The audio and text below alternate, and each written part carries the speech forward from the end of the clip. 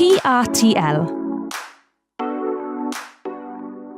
You can update your post-registration training and learning PRTL records in your SCWonline account at any time.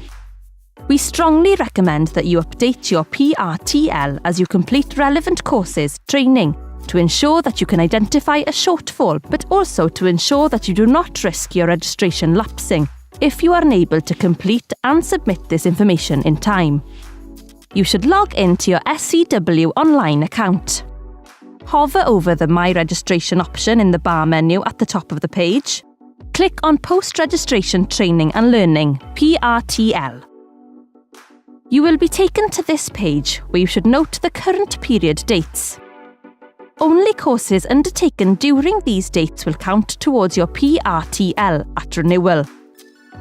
At the top right-hand corner of the table on the bottom of the page, there is an Add PRTL button to select to input courses training one at a time. Each record should be added separately. You should include a full description of how the activity contributed to your professional development. If you need to delete or amend a PRTL entry, you will see a box with an arrow at the end of the line where it is entered in the table. If you click on it, you'll be shown two options: delete or change.